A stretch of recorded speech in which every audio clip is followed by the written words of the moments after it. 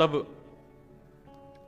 पूरी कथा उन्होंने सुनाई, किस प्रकार भगवान नारायण ने मुझे चतुश्लोकी भागवत प्रदान की, और इस चतुश्लोकी भागवत को मैं तुम्हें दे रहा हूं, लेकिन किस भाव से दे रहा हूं, त्वमें तद विपुलीकुरु, तुम इसका विस्तारीकरण करना। बंधुओं, गुरुजनों से प्राप्त जो ज्ञान है, गुरुजनों से प्राप्त जो विशेष अधिकार हैं आपको, उनका सदैव विस्तार करना चाहिए। हमें यदि कोई ज्ञान कथा से प्राप्त हुआ, किसी गुरुजन से प्राप्त हुआ, तो हमें चाहिए कि उस ज्ञान को यत्र तत्र सर्वत्र जहां तक हमारी पहुंच हो, हम उसको पहुंचाएं, केवल स्वयं तक सीमित ना रखें। शिष्य धर्म का एक लक्षण है कि गुरु के द्वारा प्राप्त ज्ञान का विस्तार करे, तभी उसका शिष्य धर्म श्रेष्ठ माना जाएगा।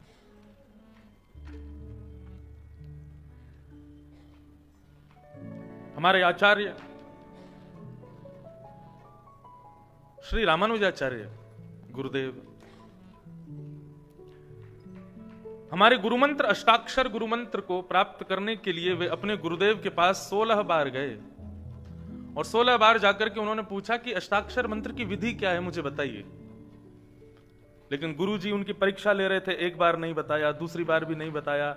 इस प्रकार 16 बार आचार्यों ने उनको गुरुमंत्र की विधि बताने से मना कर दिया, या कोई ना कोई बहाने बना करके नहीं बताया। लेकिन श्री रामानुजाचार्य जी के हृदय में बार बार गुरुमंत्र की विधि जानने की इतनी इच्छा प्रबल हो रही थी कि वे गुरुदेव से जाकर के प्रार्थना कर रहे थे बार बार। तब अंततो गत्वा गुरुदेव ने उनको अष्टाक्षर मंत्र की विधि बताई। तो जैसे ही विधि बताई, तो विधि जान करके तुरंत श्री रामानुजाचार्य जी एकांत में आकर के बैठे, संध्या वंदन करके, अपने नेत्रों को बंद करके, हृदय को स्थित करके अष्टाक्षर मंत्र का जैसे ही गान करना प्रारंभ किया, तो अष्टाक्षर मंत्र का प्रथम गान करते ही शंख चक्र गदा पद्मधारी श्रीमन नारायण उनके सामने प्रकट हो गए। श्री रामानुजाचार्य जी ने सामने जब ठाकुर जी को देखा, तो ठाकुर जी को देखते ही श्री रामानुजाचार्य जी ने उनको प्रणाम नहीं किया। प्रणाम ना करते हुए सीधे पहुंचे हैं और श्रीरंगम तिरुचिरापल्ली में, जो सबसे बड़ा मंदिर है हमारे संप्रदाय का, वहां के गौपुरम पर चढ़ गए, और गौपुरम पर चढ़ करके गुरुमंत्र को जोर जोर से गाने लगे। जैसे ही गुरुजनों ने सुना कि भाई ये गुरुमंत्र का गान कर रहे हैं, सबको सुना रहे हैं, गुरुमंत्र सबको नहीं सुनाया जाता। क्यों? क्योंकि गुरु के द्वारा प्राप्त वो रत्न है शिष्य के पास, और रत्न को सदैव छुपाना चाहिए। रत्न को सदैव ऐसे स्थान पर रखना चाहिए जहां से कोई उसको चोरी ना कर ले। गुरुमंत्र रत्न के समान है, उसको कहीं भी या कैसे भी प्रकट नहीं करना चाहिए। लेकिन श्री रामानुजाचार्य जी तो चढ़ गए गौपुरम पर और जोर जोर से गाने लगे। तभी गुरुजन प्रकट हो गए, और प्रकट होकर के उन्होंने सबने रामानुजाचार्य जी को डांटा, बोले कि तुम क्या कर रहे हो, गुरुमंत्र का गान और वो भी शिखर पर चढ़ करके जोर जोर से सबको सुना रहे हो, ये गलत है। रामानुजाचार्य जी के नेत्र सजल हो गए, अपने गुरुदेव को प्रणाम किया, बोले गुरुदेव क्षमा करें, मैं समझता हूं कि मैंने अपराध किया है, लेकिन मेरे मन का भाव यह कहता है कि जिस मंत्र का एक बार मैंने गान किया, उस मंत्र के एक बार के गान में इतनी सामर्थ्य की शंख चक्र गदा पद्मधारी ठाकुर जी मेरे सामने प्रकट हो गए, ऐसे मंत्र को मैं गोपनीय कैसे रख सकता हूं? इस मंत्र को तो मैं पूरी दुनिया को बता दूंगा, ताकि जो चाहे वो गा करके ठाकुर जी को अपने सामने प्रकट कर ले, सब दर्शन कर ले। येनम रक्ष जगन्नाथ। श्री रामानुजाचार्य जी शेषनाग हैं।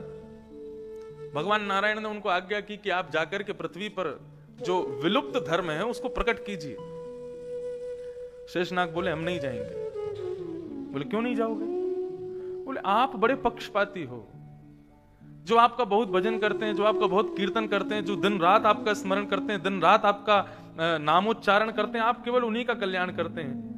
गलती से यदि कोई अबोध व्यक्ति आपका नामोच्चारण कर ले तो उसके लिए आपके पास कोई उसका सदगति आप उसको देते नहीं हो। नारायण बोले तो फिर तुम क्या चाहते हो? बोले हम ये चाहते हैं कि एक बार भी यदि आपका कोई नाम उच्चारण कर दे इस कलिकाल में, तो आप वचन दीजिए, ये नम रक्ष जगन्नाथ, उसकी रक्षा आप करेंगे, उसको मुक्ति प्रदान करेंगे, उसको भवसागर से आप तार देंगे, ये वचन मुझको देंगे तो मैं जाऊंगा, नहीं तो नहीं जाऊंगा। तो जब भगवान ने ये वचन प्रदान किया तब श्री रामानुजाचार्य जी महाराज पधारे। तो गुरु का अधिकार शिष्य को वस्तु प्रदान करे, लेकिन शिष्य का शिष्यत्व है गुरु के द्वारा प्राप्त जो कुछ भी है उसका विस्तारीकरण करे, उसका विस्तार करे। नारद जी ने ब्रह्मा जी के द्वारा दी गई श्रीमद् भागवत के 4 श्लोकों को 18,000 श्लोकों में परिणत करवाया श्री वेदव्यास जी से। यही गुरु शिष्य धर्म है। इस प्रकार कथा बताई गई। श्रीमद् भागवत के 3 स्कंद में उद्धव और विदुर संवाद है। कौशिकी ध्वनि। भगवान के 2 प्रिय सेवक, एक हैं उद्धव और दूसरे हैं विदुर। बहुत ध्यान से सुनना।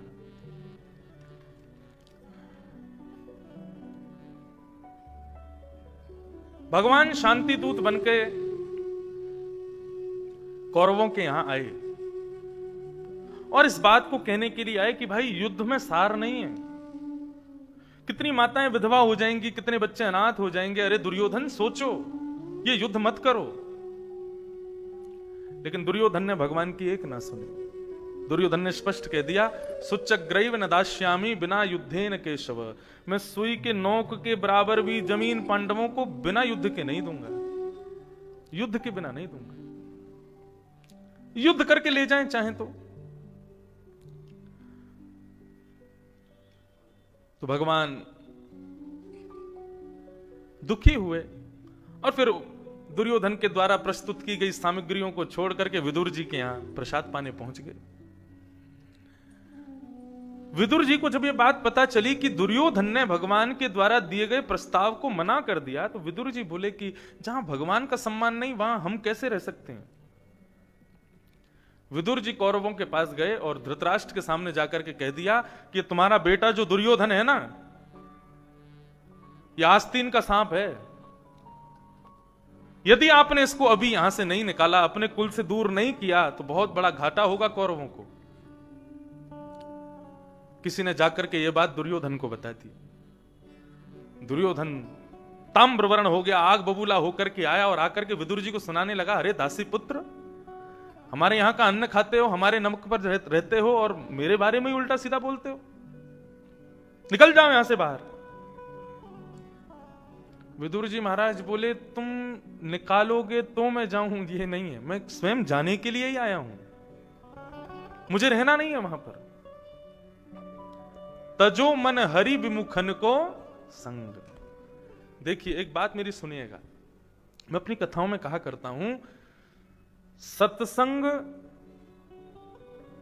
क्या है? केवल कथा सुनना, केवल प्रवचन सुनना, केवल सदग्रंथों को पठन पाठन करना, यही सब सत्संग नहीं है। आजकल के कई लोगों की सत्संग में इतनी रुचि नहीं होती। मत करो रुचि, बिल्कुल मत आओ। कथा भागवत आदियों में ज्यादा बैठने की जरूरत नहीं, मत आओ, इतना समय नहीं है, बिल्कुल मत आओ। परंतु एक बात हमारी समझो, आप कथा में नहीं आ सकते, आप सत्संग नहीं कर सकते, वो बात एक अलग है, आपकी खुद की चॉइस है। लेकिन एक चीज हमारी माने कि दुर्जन व्यक्ति का संग त्याग दें, क्योंकि दुर्जन व्यक्ति का संग त्यागना भी सत्संग है। किसी दूषित व्यक्ति का संग ना करना भी एक प्रकार से सत्संग है। तजोरे मन हरि विमुखन को संग, संग सुधारो। विदुर जी महाराज ने अपने धनुष बाण आदि जो भी उनके पास आयुध थे सब धृतराष्ट्र के पास छोड़ दिए। बोले आयुध क्यों छोड़ के जा रहे हो? बोले कहीं तुम ये ना सोच लो कि मैं पांडवों में जाकर के मिल जाऊंगा, मैं आयुध भी छोड़ करके जा रहा हूं। नहीं रहना आपके पास, और आपका अन्न खाया है ना, इसलिए मैं द्रोह भी नहीं करूंगा पांडवों से मिलकर के। मैं जा रहा हूं तीर्थ यात्रा पर। तो महाभारत युद्ध में विदुर जी नहीं थे, विदुर जी तीर्थ यात्रा पर थे। बलराम जी नहीं थे, बलराम जी भी तीर्थ यात्रा पर थे। विदुर जी महाराज सब जगह भ्रमण करते करते करते करते पहुंचे श्रीधाम वृंदावन। अपनी पत्नी विदुरानी के साथ वृंदावन में भ्रमण कर रहे थे, ठाकुर जी की लीला स्थलियों का दर्शन कर रहे थे। तभी यमुना किनारे विदुर जी को दिखाया कि मुझे ऐसा क्यों लग रहा है, मैं इस व्यक्ति को पहचानता हूं। यमुना किनारे जाकर के देखा तो वो उद्धव जी थे, भगवान के सेनापति, मंत्री, महामंत्री।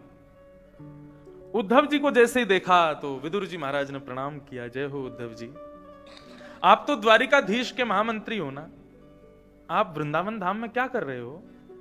और हमारे द्वारिकाधीश कैसे हैं, द्वारिका में सब लोग कैसे हैं? हमारी तीर्थ यात्रा चल रही है, मैं और मेरी गृहिणी दोनों तीर्थ यात्रा पर हैं, हम लोग अब भ्रमण करते करते अब द्वारिका पहुंचेंगे, बाद में तब दर्शन करेंगे ठाकुर जी का।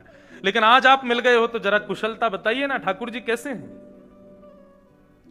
ठाकुर जी का नाम सुनते ही विदुर उद्धव जी महाराज के नेत्र सजल हो गए। तुरंत उन्होंने अपने अपने पीतांबरी में से भगवान की पादुकाओं को बाहर दिखाया और कहा, विदुर, भगवान अपनी लीला पूरी करके चले गए, कृष्ण रूपी सूर्य अस्ताचल को चला गया, हम सब भक्त अब अकेले रह गए हैं, ठाकुर जी की स्मृति हमारे पास है बस, ठाकुर जी तो अपनी लीला पूरी करके चले गए।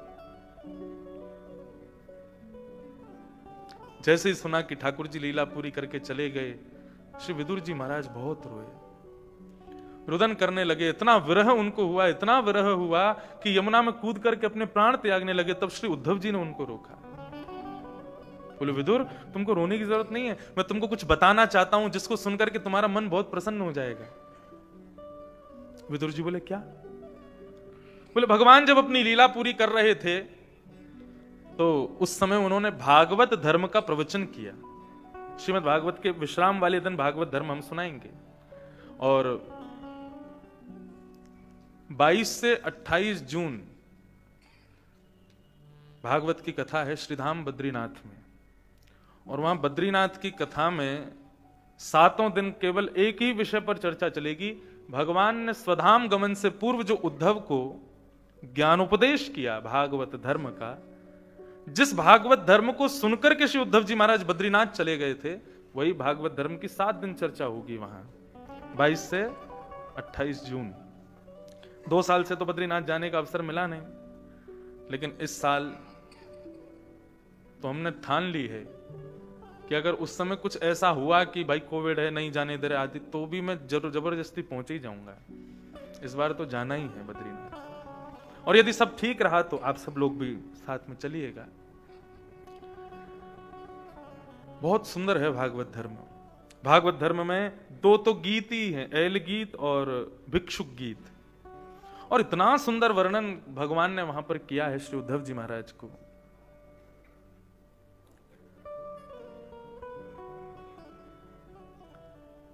तो उद्धव जी महाराज कह रहे हैं, विदुर, जब भगवान मुझको भागवत धर्म सुना रहे थे ना स्वधाम जाने से पहले, तो तुमको पता है बार बार क्या कह रहे थे?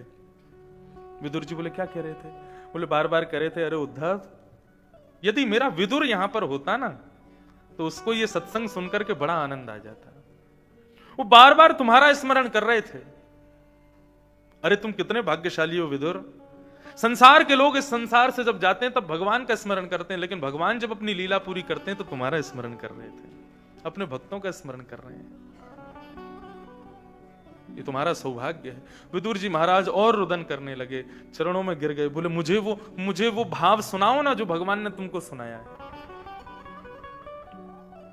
विदुर जी महाराज कहने लगे, श्री उद्धव जी कहने लगे, विदुर, उस समय मैं अकेला नहीं था, मेरे साथ में कुछ और भी वैष्णव थे। उनमें से एक वैष्णव है श्री मैत्रेय मुनि।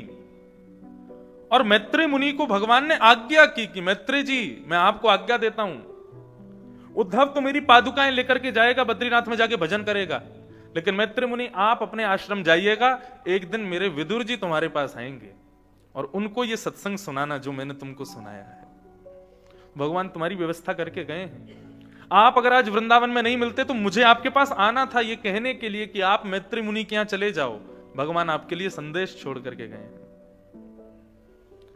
अब तो विदुर जी महाराज ने एक पल भी इंतजार नहीं किया, सीधे पहुंचे हरिद्वार में, श्री गंगा के तट पर मैत्रेय मुनि के आश्रम में जाकर के मैत्रेय मुनि को प्रणाम किया। मैं विदुर नाम सुनते ही मैत्रेय मुनि ने उनको अपने हृदय से लगाया। बोले, ठाकुर जी तुम्हारा स्मरण कर रहे थे। बोले, प्रभु मुझे भागवत धर्म सुनाइए जो भगवान ने आपको सुनाया था, मैं वो जानना चाहता हूं, सुनना चाहता हूं। तो यहां से श्रीमद् भागवत में कथा की 3 धाराएं चलती हैं। सूत जी कथा सुना रहे हैं सौनकादि ऋषियों को, सनत कुमार कथा सुना रहे हैं नारद जी और भक्ति ज्ञान वैराग्य को, और सुखदेव जी कथा सुना रहे हैं श्री परीक्षित जी महाराज को। और इन तीनों धारा के बीच में एक गोपनीय धारा बहती है जहां मैत्रेय मुनि सुना रहे हैं श्री विदुर जी को। ये चार धाराएं प्रमुख हैं भागवत की। अब यहां से आगे मैत्रेय और विदुर संवाद शुरू होता है। विदुर जी महाराज ने मैत्रेय मुनि से प्रश्न किया, क्या? सुखाय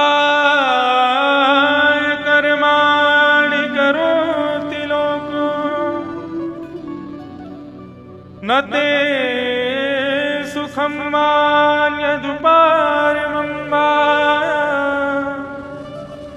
भूयस्तदेवं यदयुक्तदुःखं यदत्र युक्तं भगवान् वदेन। सुखाय कर्माणि करोति लोको नते सुखं मान्यदुपारमं वा विंदेत भूयस तदएव दुःखम यदत्र युक्तम भगवान वदेन्न। बहुत लॉजिकल प्रश्न किया मैत्रेय मुनि से विदुर जी ने। संसार में प्रत्येक व्यक्ति कर्म क्यों कर रहा है? और हर पैदा होने वाले बालक को बड़ा करके हम चाहते क्या है? कुछ ना कुछ करे, और यदि वो कुछ नहीं करता तो उसका कोई अस्तित्व ही नहीं है। परिवार के लोग उसको परिवार में रखना नहीं चाहते, उससे कोई ब्याह नहीं करना चाहता, उसके संग कोई रहना नहीं चाहता। ये कर्म इतना जरूरी क्यों है मानव के लिए? मैत्रेय मुनि बोले, तो तुमको क्या लगता है कर्म क्यों जरूरी है? विदुर जी बोले, मुझे ऐसा लगता है हम कर्म इसलिए करते हैं क्योंकि कर्म हमको सुख प्रदान करता है। कर्म से हमको सुख की प्राप्ति होती है। कर्म ही दुख सुख का हेतु है। लेकिन कोई दुख की प्राप्ति के लिए कर्म नहीं करता, सब सुख की प्राप्ति के लिए कर्म करते हैं। लेकिन फिर भी इस कर्म को करने के बाद भी मानव को सुख तो मिलता नहीं है, वो फिर भी दुखी रहता है, फिर भी उसके जीवन में कष्ट बना ही रहता है। तो फिर हम कर्म करते क्यों हैं? जब हमें पता है कि इसके बाद भी हमको सुख मिलना नहीं है, तो फिर कर्म करते क्यों हैं? कर्म किया तो सुख की प्राप्ति के लिए था ना, लेकिन सुख तो मिला नहीं, तो फिर कर्म क्यों किया हमने? एक आदमी अपने गांव से जा रहा था दूसरे गांव में शिफ्ट होने के लिए, तो क्या कर रहा, उसने अपने सिर पर चारपाई रखी, चारपाई के ऊपर सारा सामान रख दिया, जितना भी घर का सामान था सब चारपाई के ऊपर रख दिया, और बहुत सारा भार सिर पर लेकर के वो व्यक्ति जा रहा था। किसी व्यक्ति ने उससे पूछा कि भाई इतना सारा सामान सिर पर ढो करके जा रहे हो, तुमको कष्ट नहीं हो रहा है यहाँ पे? तो उसने कहा कि अभी कष्ट हो रहा है, लेकिन थोड़ी देर बाद जब मैं दूसरे घर में पहुंच जाऊंगा, वहां एक एक करके सारा सामान हटा दूंगा, चारपाई बिछा दूंगा, उस पर लेट जाऊंगा, तो मुझे बहुत सुख मिलेगा। हमारा जीवन ऐसा ही है। हम पहले भार को सिर पर रखते हैं, और सिर पर रखे हुए भार से सदैव ये सोचते रहते हैं कभी ना कभी तो सुख मिलेगा, कभी ना कभी तो ये सुख देगा, कभी तो इससे अच्छा लगेगा। लेकिन वो अच्छा कभी आता ही नहीं है, वो सुख कभी आता ही नहीं। विदुर जी कहते हैं, मैं पूछना चाहता हूं कि भगवान ने हमको कर्म में प्रेरित कर दिया सुख की प्राप्ति के लिए, तो फिर ये सुख मिलता क्यों नहीं है? मेहनत की, कर्म किया तो सुख मिल जाना चाहिए, क्यों नहीं मिलता? मुझे बताइए। विदुर जी महाराज कहते हैं, सेयम भगवतो माया।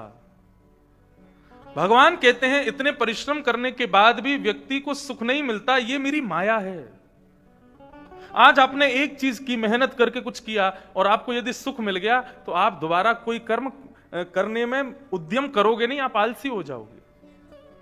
यदि छोटे से छोटे कर्म को करने के बाद भी आपको सुख की प्राप्ति हो गई, तो दोबारा कर्म करने के लिए आप उद्यम करोगे नहीं। मानव कहीं आलसी ना हो जाए, मानव कहीं एक जगह पर बैठा ना रह जाए, इसलिए भगवान प्रत्येक कर्म के बाद में सुख का केवल अनुभव कराते हैं, फिर दोबारा दुख दे देते हैं, ताकि फिर से सुखी होने के लिए मानव कर्म करे। यह सुख नहीं मिलता, यह भगवान की माया है। लेकिन गीता में भगवान अर्जुन से एक बात कहते हैं, वो कैसे, वो बोलते हैं ना, बोया बीज आम कहां से हो, है ना? बोया बीज बबूल का, तो आम कहां से हो? बबूल का बीज बोने के बाद में आम की इच्छा करना, ये तो मूर्खता है ना। ठीक उसी प्रकार कर्म जो है ना, ये बबूल का बीज है, और सुख जो है वो आम है। आप कितना भी कर्म कर लो आपको सुख मिलेगा नहीं। क्यों? क्योंकि बबूल के बीज को बोने के बाद में तो कांटे ही निकलेंगे उसमें से, उससे आम कहां से मिल जाएगा? मानव कर्म करने के पीछे चाहता क्या है? सुख, जबकि सुख उसको चाहिए नहीं। कर्म करने के पीछे हमारा उद्देश्य सुख नहीं होना चाहिए, हमारा उद्देश्य शांति होना चाहिए। भगवान गीता में कहते हैं मानव ने अपना लक्ष्य ही गलत चुना है, सुख नहीं। मानव का लक्ष्य सुख नहीं होना चाहिए, मानव का लक्ष्य शांति होना चाहिए। बहुत ज्यादा मात्रा में यदि मानव को सुख मिल जाए ना, तो वो सुख भी पचा नहीं पाएगा, वो सुख भी उसको अच्छा नहीं लगेगा। घर है, गाड़ी है, सब कुछ है, धन है, लेकिन अंदर रहने वाला व्यक्ति दाल के छिलके से रूखी रोटी खाता है, सुख है ये? नहीं। लेकिन एक साधारण से घर में रहता है, ज्यादा धन नहीं है, ज्यादा पैसा नहीं है, मेट्रो से ही जाकर के अपनी जॉब कर लेता है, गाड़ी भी घर में नहीं है, ज्यादा व्यवस्थाएं उसके पास में नहीं है, लेकिन फिर भी शाम को बढ़िया रोटी सब्जी बना करके परिवार के संग बैठ के पा लेता है। ये सुख नहीं है, लेकिन शांति जरूर है। हमको शांति चाहिए, हमको सुख नहीं चाहिए। और शांति कैसे मिलेगी? त्यागात शांति अनंतरम, त्याग में शांति है। जितना छोड़ते चलोगे, जितना त्याग करोगे, जितना विषयों से दूर रहोगे, उतनी ज्यादा शांत रहोगे। जितने ज्यादा विषयों में, जितने ज्यादा संबंधों में, जितने ज्यादा प्रवृत्तियों में रहोगे, उतने ज्यादा कष्ट में रहोगे। और यदि सुख चाहिए तो सुख के लिए मानव दुनिया भर की चीजों को अपनाने का प्रयास करता है। ये भी मिल जाए, वो भी मिल जाए, ये भी मिल जाए। क्यों? इन सबसे ये सब मुझे मिल जाएंगे तो इनसे मुझे सुख मिलेगा। जबकि गलती वो वही कर देता है, सबको अपने पास जोड़ने का प्रयास करता है। सबका यदि त्याग करे तो उसको शांति मिलेगी, और शांति ही उसका उद्देश्य है, सुख उद्देश्य नहीं। विदुर जी महाराज प्रश्न करते हैं दूसरा कि प्रभु ये बताइए, इस संसार की हर वस्तु में भगवान विद्यमान है? बोले हां। तो फिर कोई धनवान कोई निर्धन क्यों? कोई गोरा कोई काला क्यों? कोई मोटा कोई पतला क्यों? कोई ऊंचा कोई छोटा क्यों? कोई सुखी कोई दुखी क्यों? इस प्रकार भगवान जब एक ही सबके अंदर विद्यमान है, तो सारी सृष्टि समान क्यों नहीं है, अलग अलग क्यों है? इसका उत्तर भी मैत्रेय मुनि ने यही दिया। बोले सेयम भगवतो माया, ये भी भगवान की माया है। यदि सब एक जैसे हो जाएंगे तो फिर सृष्टि चल नहीं पाएगी। कोई ऊंचे स्तर पर है तो कोई नीचे स्तर पर है, तो नीचे स्तर वाला सदैव ऊंचे स्तर वाले को देख करके कहता है मुझे भी ऐसा बनना है। उस ऐसा बनने की योजना में वो सृष्टि को चलाता है। यदि सब समान हो जाएंगे तो फिर आगे बढ़ने की सोचेगा कौन? ये नीच ऊंच इसलिए रखी है ताकि सृष्टि चले। मैंने एक दिन कथा में बताया था ना, हम सब भगवान के खिलौने हैं। हमारा जन्म भगवान का मन लगाने के लिए हुआ है। हम भगवान का मन लगाते हैं। हमारे जीवन में आने वाले सुख दुख और उन सुख दुखों की परिस्थितियों में हमारी क्रिया, उस क्रिया से भगवान का मन लगता है। भगवान प्रसन्न होते हैं, भगवान आनंदित होते हैं। मैत्रेय मुनि से विदुर जी महाराज प्रश्न करने लगे, तो महाराज मुझे बताइए, ये सृष्टि बनती कैसे है? ये पृथ्वी बनती कैसे है? मानव कैसे बनता है? और ये सब भगवान बनाते क्यों है? मुझे बताओ। तब मैत्रेय मुनि कहते हैं कि तुमको सृष्टि हुई कैसे ये बाद में बताऊंगा, पहले ये बताता हूं सृष्टि नष्ट कैसे होती है, प्रलय कैसे आता है। तो आज तक तो प्रलय टीवियों में देखा होगा, लेकिन भागवत में वास्तविक प्रलय बताया कि प्रलय आता कैसे है। तो सुनो, प्रलयकालीन समय जब आएगा तो 100 वर्षों का प्रलय समय रहता है। प्रलय आने का 100 वर्षों तक वर्षा नहीं होगी पृथ्वी पर, बारिश नहीं होगी 100 साल तक। ये प्रलय का समय इसलिए भी सुनो ताकि लोग थोड़े से एनवायरनमेंट की रक्षा सुरक्षा में थोड़े से जागरूक हों, क्योंकि हमारी क्रिया ही हमारे एनवायरनमेंट को खराब करती है और उसी की वजह से ये वर्षा ऋतु चक्र सब बिगड़ जाता है। अब होली आने वाली है और लगभग सर्दी जा रही है। नहीं तो कई समय पे हमने ऐसा भी देखा, होली पर भी ठंड लगती थी, थोड़ा ठंडा रहता था मौसम। ये ऋतु चक्र हमने बिगाड़ दिया है, इसीलिए धीरे धीरे ऋतुएं कम होती जा रही हैं, गर्मी बढ़ती जा रही है।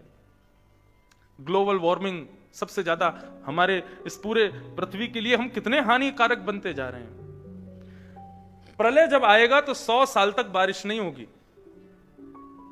और 100 साल तक आकाश में 12 सूर्य प्रकट होंगे, 12 सूर्य एक साथ पृथ्वी को तपाया करेंगे। उन 12 सूर्यों के तपन से, अच्छा सूर्य 12 नहीं होंगे, सूर्य तो एक ही होगा, लेकिन एक सूर्य में 12 सूर्य के समान तेज आ जाएगा। उसके तेज की वजह से पृथ्वी लगभग पिघलने लग जाएगी, सारा जल पृथ्वी का उड़ जाएगा आकाश में, लोग आपस में जलने लगेंगे, एक दूसरे को काटने खाने पीने लगेंगे, इस प्रकार से पृथ्वी का हाल हो जाएगा। इतना ही नहीं, दूसरा हाल क्या होगा? पृथ्वी है शेषनाग के सिर के ऊपर, तो शेषनाग अपने हजारों फणों से आग के गोले फेंकेंगे इस पृथ्वी पर। सोचो क्या होगा हमारा। 100 वर्ष बाद की पृथ्वी बताई गई कि वो कैसी हो जाएगी, जैसे जलता हुआ कोयला, जैसे कोयला जला हुआ लाल लाल दिखाई देता है ना, ऐसी पृथ्वी हो जाएगी। इस प्रकार जब पूरी पृथ्वी जल जाएगी, पूरी पृथ्वी कोयले के समान राख जैसी हो जाएगी, राख नहीं होगी अभी, केवल जलती हुई एक अंगार की तरह होगी, उस समय जितना जल पृथ्वी से उड़कर के आकाश में गया 100 वर्षों में, वो सारा जल मेघमालाओं का रूप धारण करके पृथ्वी के ऊपर आएगा और फिर सांबर तक वर्षा होगी। कितने दिन तक? वो भी 100 वर्षों तक होगी। और एक बूंद कैसी होगी? एक बूंद हाथी के पैर के समान होगी उस सांबर तक मेघ की। स्थिति क्या हो जाएगी पृथ्वी की? 100 साल तक तो जलाई गई और फिर 100 साल के बाद 100 साल तक उस पर पानी गिरा जाएगा, तो पृथ्वी पूरी राख बन करके बह जाएगी। तब भगवान क्या करेंगे? तब भगवान अपना मुख खोल करके इस पृथ्वी के साथ साथ 14 भुवनों को अपने गर्भ में धारण कर लेंगे, अपने भीतर उसको ले लेंगे और अपने गर्भ में धारण करके फिर ठाकुर जी नेत्र बंद करके और शयन करेंगे। ठाकुर जी सो जाएंगे। ये ठाकुर जी का एक दिन पूरा होगा ऐसे। ठाकुर जी जैसे ही शयन करेंगे, शयन करने के बाद सबका प्रलय हो चुका होगा, केवल वेदों का प्रलय नहीं होता, शब्दों का प्रलय नहीं होता, अक्षरों का प्रलय नहीं होता। ये शब्द और अक्षर, ये वेद आपस में प्रकट होकर के इस भूमंडल में गुंजायमान होकर के भगवान की स्तुति गाएंगे। जय जय जय जाम जित दोष ग्रवीत गुणात्मसि यदात्मना समवरुस्त समस्त भगा। वेद भगवान की स्तुति करेंगे और उस स्तुति को सुनकर के नारायण अपने नेत्र खोलेंगे और नेत्र खोलने के बाद उठ करके बैठ जाएंगे। पृथ्वी कैसे होगी, सृष्टि कैसे हो रही है ये बता रहे हैं। अभी प्रलय सुन लिया, उठ करके भगवान बैठ जाएंगे। अब बैठ करके भगवान फिर क्या करते हैं? चारों तरफ देखते हैं, कोई नहीं होता, अकेले भगवान। तो भगवान मन में विचार करते हैं, बहुत बोरियत हो रही है, मन नहीं लग रहा, क्या करें? एको हम बहुश्याम, मैं एक अकेला हूं, मैं बहुत होना चाहता हूं। तब नाभि से एक कमल प्रकट होता है भगवान के सोचते ही, और उस कमल के ऊपर ब्रह्मा जी प्रकट हो जाते हैं। ब्रह्मा जी खोजते हैं, क्या करूं क्या करूं क्या करूं। तब उनको चारों तरफ जल होता है, उस जल से तप तप तप तप तप ये ध्वनि उनके कानों में पड़ती है। तब वो सुनते हैं कि मैं तप करूं, किसका तप करूं? निर्गुण निराकार ब्रह्म का तप करना शुरू करते हैं। जैसे ही तप करने के लिए बैठते हैं तो भगवान कहते हैं, भैया तप मत करो, ये भजन तप आदि ये सब करने की बात बाद में, पहले कर्म करो। ब्रह्मा जी बोले, मैं क्या करूं, मुझे आज्ञा कीजिए। बोले, सृष्टि बनाओ, पृथ्वी बनाओ और कर्म करने वाला, मेरा भजन करने वाला मानव बनाओ, जीव बनाओ। तब ब्रह्मा जी सृष्टि करना प्रारंभ करते हैं। तो पृथ्वी बनाते हैं और पृथ्वी पर सबसे पहले बनाते हैं उद्भिद। उद्भिद यानी कि जमीन फाड़ करके पैदा होने वाले जीव जंतु, यानी कि पेड़ पौधे आदि, इन सबको बनाते हैं। कर्म तो करते हैं, भजन नहीं करते। तो उद्भिद के बाद बनाते हैं फिर अंडज, अंडे से पैदा होने वाले। लोग पूछते हैं, मुर्गी पहले आई कि अंडा? अंडज, अंडा पहले आया और उससे मुर्गी प्रकट हुई, धीरे धीरे फिर उसी का विस्तार। तो अकेले अंडे वाली मुर्गी नहीं होती, और भी कई जानवर हैं जो अंडे से होते हैं, सबका निर्माण किया ब्रह्मा जी ने। ये भी कर्म करते हैं, भजन नहीं करते। तब तीसरी श्रेणी बनाई स्वेदज। उद्भिद यानी कि वृक्ष, अंडज यानी कि अंडे वाले, और इन दोनों की मिश्रित गंदगी से होने वाले छोटे मोटे कीड़े मकोड़े आदि इन सबको बनाया, ये कहलाए स्वेदज। और चौथे बनाए जरायुज, जरा में लिपट करके जो होते हैं, गाय, घोड़ा, भैंस, जिराफ, जिब्रा, शेर, हाथी, इन सबको बनाया। इस प्रकार बनाते बनाते बनाते बनाते बनाते महाराज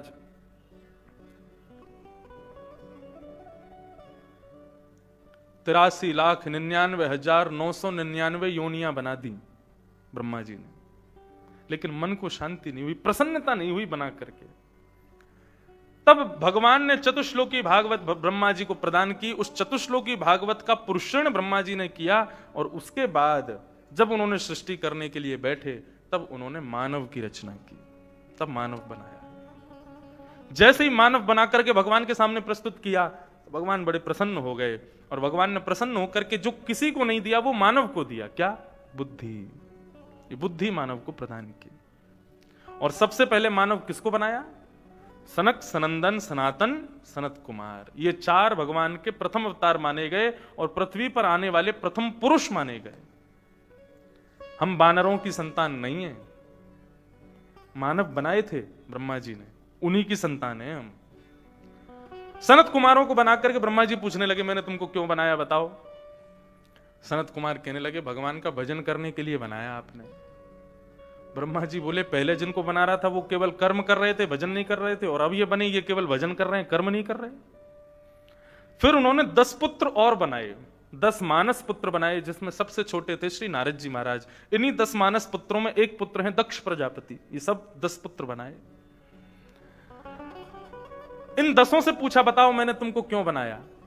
तो 10 ने कहा, आपने भगवान का भजन करने के लिए हमको बनाया है। ब्रह्मा जी क्रोधित हो गए, इतने वर्ष हो गए बनाते बनाते, पहले कर्म करने वाले हो रहे थे, अब ये भजन करने वाले हो रहे हैं, कर्म कौन करेगा? क्रोध में भर करके ब्रह्मा जी का ललाट नीला पड़ गया, और उस ललाट का भेदन करके भगवान रुद्र प्रकट हो गए, शिव प्रकट हो गए। शिव प्रकट होते ही रुदन करने लगे। ब्रह्मा जी बोले, बेटा रो मत, रो मत, रो मत, क्रोध मत करो। अच्छा बेटा, मैंने तुमको क्यों बनाया बताओ? शंकर जी बोले, भगवान का भजन करने के लिए बनाया। बोले, चुप, भजन भजन भजन, सब भजन ही करोगे, कर्म कौन करेगा? चलो, कोई भजन नहीं करना है, मेरी सृष्टि करो जा करके, पृथ्वी पर जाओ और मानव बनाओ, अपने पिता का हाथ बटाओ। शंकर जी बोले, अब क्या करें, पिताजी की आज्ञा हो गई, आज्ञा माननी पड़ेगी, क्योंकि आज्ञा ना मानने से बालक चांडाल माना जाता है। उत्तमं चिंतितं कुर्यात् प्रोतत्कारी तु मध्यम अधमो अश्रद्धया कुर्यात् अकर्तो चरितं पितु। उत्तमः चिंतितं कुर्यात्। 4 प्रकार की संतान होती हैं, उत्तम, मध्यम, अधम और चांडाल। उत्तम संतान किसको कहते हैं? चिंतितम कुर्यात, अपने माता पिता की मुख की आकृति को देख करके जो समझ जाए कि माता पिता क्या चाहते हैं और उस काम को कर दे, वो है उत्तम बालक। मध्यम कौन है? मध्यम बालक उसको माना गया जिसको माता पिता आज्ञा करें, बेटा ऐसा करो, तो पिता माता को आज्ञा करने के बाद जो क्रिया को करे, वो मध्यम बालक। मतलब उनके मुख को देख के जो समझे ना, आज्ञा का इंतजार करे, वो मध्यम बालक। और अधम, माता पिता की आज्ञा तो हो रही है और पड़ा हुआ है बिस्तर पर, माता पिता बोलते जा रहे, बेटा ऐसा कर दे, बेटा वैसा कर दे, बेटा ये कर ला, वो कर ला, लेकिन वो तो पड़े पड़े और सुना रहा है। बोले, उससे नहीं बोल सकती हो, उससे नहीं करवाती हो, पूरे दिन मेरे पीछे पड़ी रहती हो, मैं ही दिखता हूं आपको तो 24 घंटे। ऐसे चिल्ला चिल्ला करके माता पिता को 100 सुनावे, फिर काम कर दे, लेकिन 100 सुना के करे, इसको कहते हैं अधम बालक। और चांडाल किसको कहते हैं? अकर तो माता पिता की आज्ञा हो गई, लेकिन उसकी हिल के पानी ना पीने वाले बालक, जो हिलते भी नहीं है, माता पिता की आज्ञा की कोई गरिमा महिमा का कोई ध्यान नहीं रखते, ऐसे बालकों को अधम, चांडाल माना गया। शंकर जी सोचने लगे, पिता की चेहरे को देख करके तुम पहचान नहीं पाए, ये चाहते क्या है? और अब इनकी आज्ञा हो गई है, उसका पालन यदि मैंने नहीं किया तो चांडाल माने जाएंगे। मुझे आज्ञा का पालन करना चाहिए। और अपनी पिता की आज्ञा को मान करके शंकर जी महाराज पृथ्वी पर आ गए सृष्टि करने के लिए। इंसान बनाने शुरू किए शंकर जी ने। तो पिताजी ने ऑलरेडी डायग्राम दिया था, ऐसा बनाना है। शंकर जी देखते कैसा बनाया, 2 आंख, 1 नाक, 1 मुंह, 2 कान, 2 हाथ। बहुत कम सामान लगाया पिताजी ने। मैं कैसा बनाऊंगा? बोले पिताजी ने ये मुंह जबरदस्ती लगा दिया, इसके बिना मुंह के मैं बिना मुंह का आदमी बनाऊंगा। ये आंख नाक कान सब पेट में लगा दूंगा। तो को मुखहीन, किसी का मुख ही नहीं बनाया, बिना सिर के ही चल रहा है महाराज, उसकी यहीं पे आंख लगी हुई है। बोले ये कितना बढ़िया लग रहा है। शंकर जी ने बना के छोड़ दिया। दूसरा बनाया तो बोले उसके 1 मुंह नहीं बनाए। बोले क्यों? बोले 1 मुंह वाले व्यक्ति को कभी कभी पीछे से प्रहार भी हो जाता है, तो इसको क्या करो, विपुल मुख काहू। उसके बहुत सारे मुंह बना दिए, मुंह ही मुंह घूम रहे हैं, चारों तरफ से देख रहा है, विपुल मुख काहू। वो एक कैसा बनाया, दूसरा बना दिया। पहला बनाया बिना मुंह का, एक बना दिया बहुत सारे मुंह का, एक बना दिया बिन पग चलही। उसके पैर ही नहीं बनाए, बेचारा वो रेंग रेंग करके चल रहा है। शंकर जी के देख कितना बढ़िया लग रहा है, नया नया बना रहे हैं। किसी की बहुत सारी भुजाएं लगा दी। इस प्रकार से महाराज भूत प्रेत पिशाचनी डाकनी साखनियों को बना दिया शंकर जी ने। अब तो हा हा हा हा करके घूमे, खुंग खुंग खुंग खुंग खुंग आवाज निकालें, ऐसे डरावने जीव बना दिए महाराज शंकर जी ने। रावण ने शंकर जी के द्वारा बनाई गई सृष्टि के ऊपर श्लोक लिख दिया। रावण के गुरुजी थे ना शंकर जी। तो कैसी सृष्टि बनाई? मेरे गुरुदेव के द्वारा बनाई गई सृष्टि ब्रह्मा से भी ज्यादा श्रेष्ठ थी, रावण कहता है। बोले कैसी सृष्टि थी? बोले उनकी आवाज सुनकर के हिमालय भी कांप उठता था। यस्यास्ते ड्राट ड्राट डुट डुट ममलम टम टटम टम टटम टम डमशम डमशम डुडमशम डुहि डुहि चकितम भूपके भूपनालम तैलम तैलम तु तैलम खुकु खुकु खुकु ख्वांग कुख्वांग ख्वांग कुख्वांग ख्वांग ध्यायन्ते विप्रगान्ते वसति च सकलम पातुनो चंद्रचूड़। पानी में नहीं नहाते, तेल में नहाते हैं शंकर जी के बनाए हुए जीव। मुंह खोलते हैं, मुंह में से अग्नि निकलती है महाराज, सारी ब्रह्मा के द्वारा बनाई गई सृष्टि को जला देते हैं वो। शंकर जी बड़े खुश, कितनी बढ़िया सृष्टि लग रही है। पिताजी ने जो बनाए वो एक से लग रहे थे, अब कम से कम अलग अलग तो लग रहे हैं सब। ब्रह्मा जी ऊपर बैठे आराम कर रहे थे, इतने दिन से सृष्टि में लगे हुए थे बेचारे। उनके मन में आया देख के आऊं बेटा कैसा सृष्टि कर रहा है, शंकर जी कैसी सृष्टि कर रहे हैं, जरा देखें। जैसे ही ब्रह्मा जी नीचे आए तो 2-4 तो ब्रह्मा जी को ही खाने दौड़े। ब्रह्मा जी दौड़े, भाई कहां पहुंच गया मैं, ये क्या हो गया? पृथ्वी पूरी धूं धूं करके जल रही थी, जला दी सब। शंकर जी के पास पहुंचे तो शंकर जी ने बहुत सारे डायग्राम बना रखे थे, विचित्र विचित्र। ब्रह्मा जी बोले क्या कर रहे हो बेटा, ये कैसी सृष्टि बना रहे हो? बोले पिताजी कुछ नवीन नूतन बना रहा हूं। बोले अलम प्रजा भी मत बनाओ, रहने दो, तुमसे नहीं हो पाएगा। सच सच बताओ, तुम वास्तव में चाहते हो सृष्टि करना? बोले पिताजी इच्छा तो नहीं थी, लेकिन आपकी आज्ञा हो गई थी इसलिए कर रहे थे। क्या चाहते हो? बोले हम तो हरि का स्मरण करना चाहते हैं। चलो ठीक है वही करो, अब तुम जाओ, ये हिमालय जो है ये तुम्हारा क्षेत्र है, कैलाश पर चले जाओ, वहीं जाकर के रहो, वही शिवलोक है, वहीं पर रह के भगवान का भजन करो। और सुनो, ये जितने भी तुमने बनाए हैं ना, इनको अपने संग ले जाओ, वहीं पे वहीं रहो, इनके बीच में आने की जरूरत नहीं है, खूब प्रेम से भजन करो भगवान का। शंकर जी ने ब्रह्मा जी को प्रणाम किया, बोले बहुत बहुत कृपा प्रभु आपकी, मैं चलता हूँ। और अपने बनाई हुई सारी सृष्टि को लेकर के भोलेनाथ कैलाश पर जाकर के निवास करने लगे। नमामि शमीशान निर्वाण रूपम नमामि शमीशान निर्वाण विभुं व्यापकं ब्रह्मवेद स्वरूपं विभुं व्यापकं ब्रह्मवेद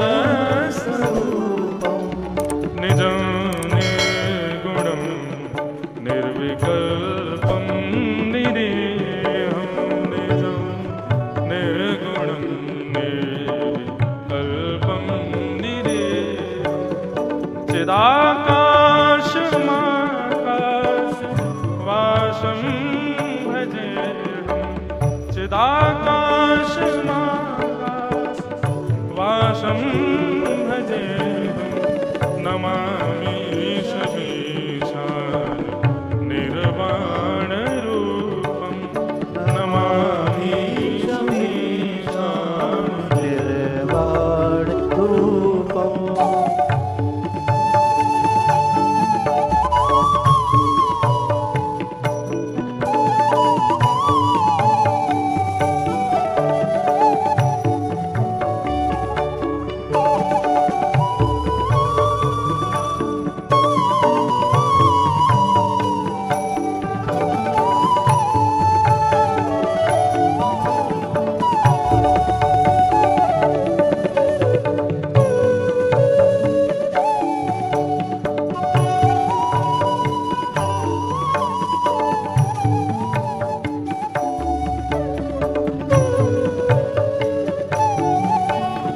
निराकारमोङ्कार मूलं तुरीयं गिरा ज्ञानज्योतितमीशं गिरीशं करालं महाकाल कालं कृपालं गुणागार संसार पारं नतोऽहं तुषारात्रिशङ्काश गौरं गम्भीरं मनोभूतकोटि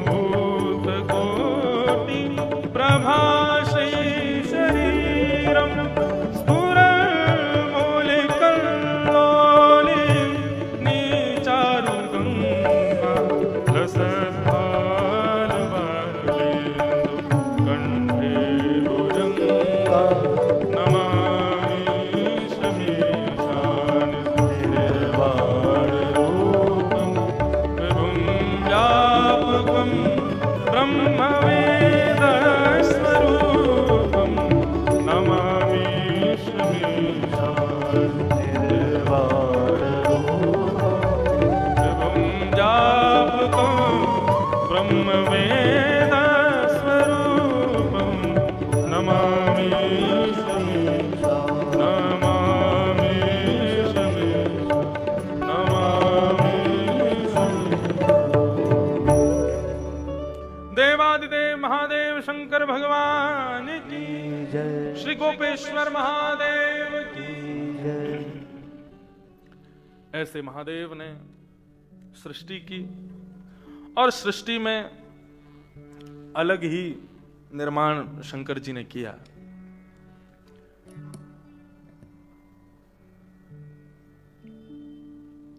ब्रह्मा जी सोचने लगे क्या करूं मैं, ये सृष्टि का काम आगे बढ़ ही नहीं पा रहा है। बंधु हम मानव हैं, हम मानव किसी क्रिया को करते हैं, बहुत रुकावटें आती हैं तो हम लोग सिर पकड़ के बैठते हैं, भगवान से बार बार कहते हैं ये रुकावटें क्यों आ रही हैं, ये कष्ट क्यों आ रहा है। अरे ये विधान है कर्म का। यहां ब्रह्मा जी नहीं बचे तो हम मानव कैसे बच जाएंगे। ये कर्म में रुकावटें आना, किसी क्रिया में किसी प्रकार के विघ्न नहीं कहेंगे, वो परीक्षाएं हो सकती हैं। वो परीक्षाएं आना वो सब इसलिए है ताकि मानव कुछ श्रेष्ठ, कुछ विलग तैयार कर सके, कुछ और अच्छा कर सके। उसके लिए वो परीक्षाएं हैं, आने दो उनको। उन परीक्षाओं से सीख करके कुछ अच्छा ही करोगे आप आगे, उनसे घबराओ मत। ब्रह्मा जी ने सृष्टि की, अब शंकर जी तो चले गए। ब्रह्मा जी बोले मैं क्या करूं। तब उन्होंने अपने अंग को दो रूपों में परिणत किया। तो बाम अंग से प्रकट हुई शत्रुपा और दाहिने अंग से प्रकट हुए स्वयं भूमनु। ये पृथ्वी के पहले मानव हैं जिन्होंने सृष्टि की। इनको पृथ्वी पर भेजा, लेकिन पृथ्वी का हरण करके हिरण्याक्ष चला गया। तो हिरण्याक्ष का वध करने के लिए ब्रह्मा जी की नासिका से प्रकट हुए भगवान बराह, और बराह भगवान जाकर के पृथ्वी को यथावत स्थान पर लेकर के आए और हिरण्याक्ष का वध कर दिया। स्वयंभू मनु शत्रुपा के 3 पुत्री हुई, 2 पुत्र हुए। आकुति, देवहूति, प्रसूति 3 बेटी और 2 पुत्र प्रियव्रत और उत्तानपाद। इन्हीं से फिर आगे सृष्टि संचार, सृष्टि बढ़ने लगी। स्वयंभू मनु शत्रुपा की दूसरी बेटी का नाम है देवहूति। इन देवहूति का ब्याह हुआ भगवान ब्रह्मा के छाया से प्रकट हुए एक उनके पुत्र, उनका नाम है कर्दम ऋषि। कर्दम ऋषि ब्रह्मा जी की छाया से उत्पन्न हुए और उत्पन्न होकर के इन्होंने भगवान की 1000 वर्ष तक तपस्या की। और तपस्या के बाद जब भगवान प्रकट हुए तो प्रकट होते ही भगवान ने कहा वरदान मांगो, क्या चाहिए। तो इन्होंने भगवान से मांगा तथा सचाहं परिवोढुकामः समानशीलां गृहमेतधेनुम् उपेयिवान्मूलमशेषमूलम् दुराशयकामदुदाङ्घ्रिपश्य। हे प्रभु, आप मुझे वरदान देना चाहते हैं तो एक कृपा करके वरदान दीजिए। गैया जैसी सीधी साधी और मेरे समान, मेरे अनुकूल एक कन्या से मेरा ब्याह हो जाए।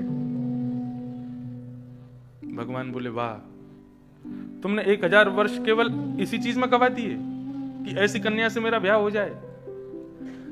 कर्दम ऋषि कहने लगे, बोले प्रभु, जीवन साथी अनुकूल होना बहुत जरूरी है। यदि जीवन साथी प्रतिकूल हो तो रही मन धागा प्रेम का मत तोड़ो चटकाए, जोड़े से फिर ना जुड़े, जुड़े गांठ पड़ जाए। ऐसे ये जीवन भी एक धागा है, उसमें यदि जीवन संगी अनुकूल नहीं आता है और जीवन धागा यदि टूट जाए तो फिर कितना भी जोड़ो वो गांठ उसमें पड़ी जाती है, और वो गांठ मरते दम तक पीछा नहीं छोड़ती, वो गांठ अंत समय तक कष्ट देती रहती है। इसलिए प्रभु, जीवन संगी तो अनुकूल होना चाहिए। लेकिन बंधुओं, भगवान की रजा में राजी रहो। अनुकूल मिल जाए तो बहुत अच्छी बात है, और प्रतिकूल मिल जाए बहुत ज्यादा अच्छी बात है। कनाडा में एक बार कथा कर रहा था मैं, तो एक माता जी, सोमवार का दिन मंदिर में कथा हो रही थी, शंकर जी को जल चढ़ा के कथा सुन रही थी, और कथा सुन के रो में, कथा के बाद जैसे मैं उतर के जाने लगा जहां रुका था तो आ गई। तो बोले, एक प्रश्न है महाराज जी। मैंने कहा, क्या? मैं इतनी शंकर जी की आराधना करती हूँ, इतना सब कुछ बढ़िया करती हूँ, इतना सब मैं करती हूँ, लेकिन मेरे पति जो हैं वो मेरे अनुकूल क्यों नहीं बन रहे? मैं उनको बार बार प्रयास करती हूं कि ये वैसे बन जाएं जैसा समाज चाहता है, जैसा परिवार चाहता है, जैसा मैं चाहती हूं, लेकिन वो समाज से, परिवार से, मुझसे सबसे अलग है। इतने अलग क्यों हैं? मैं इतनी पूजा करती हूं उसके बाद भी। मैंने कहा, सबसे पहली बात, भगवान शिव को आप इसलिए नहीं पूजती क्योंकि वो भगवान हैं या शिव हैं, आप इसलिए पूजती हो क्योंकि आपके पति सही हो जाएं। मैंने कहा, स्वार्थ से कर रही हो ना शंकर जी की पूजा, स्वार्थ है उसके पीछे। और मैं जिस दिन पति आपका बदल जाएगा उस दिन आओगे फिर मंदिर? नहीं, हम तो आएंगे। मैंने, कोई नहीं आता। जिस काम से हम लोग जा रहे हैं वो काम बन जाए तो फिर बार बार क्यों जाएंगे? बच्चा अगर स्कूल कॉलेज जाकर के इंजीनियर बन गया तो फिर दोबारा थोड़ी कॉलेज जाएगा। इंजीनियर बन गया, अब कॉलेज छोड़ दो, अब वो थोड़ी बार बार जाएगा। ऐसे ही मंदिर में जाकर के हमारा कोई काम हो जाता है तो हम मंदिर जाना छोड़ देते हैं। मैंने कहा, दूसरी बात, पहली बात तो ये, दूसरी बात क्या है? ठाकुर जी यदि कोई अनुकूलता दे रहे हैं तो वो इसलिए दे रहे हैं, शायद आपके द्वारा जल चढ़ाना शंकर जी को प्रिय हो, अच्छा लगता हो। तो शंकर जी मन में सोच रहे हो कि भैया कहीं हमने इसके पति को ठीक कर दिया और कल से इसने आना बंद कर दिया तो, मैंने इसलिए शंकर जी ठीक ही नहीं कर रहे उसको, ताकि तुम रोज आती रहो। और मैंने कहा, तीसरी बात सुनो, संसार में यदि कोई भी प्रतिकूल अवस्था भगवान प्रदान करते हैं तो वो इसलिए देते हैं ताकि तुम्हारा उनमें मन लगा रहे। मैंने कहा, पति अच्छा हो जाएगा तो भगवान को छोड़ उसमें प्रीति ज्यादा हो जाएगी। मैंने कहा, आप फिर ठाकुर जी को नहीं भजोगी, ठाकुर जी को नहीं मानोगी, ठाकुर जी के प्रति आपकी प्रीति कम हो जाएगी। अपने पति अच्छा हो जाएगा तो पति से ज्यादा मन लगेगा ना, तो मन उसमें ना लगे, उससे हटा रहे, उससे अलग बना रहे, इसलिए ठाकुर जी उसको ठीक ही नहीं कर रहे हैं। तो बोली, मैं क्या समझूं इसका मतलब? मैंने कहा, वो ठीक होंगे ही नहीं कभी। अंत तो गत्वा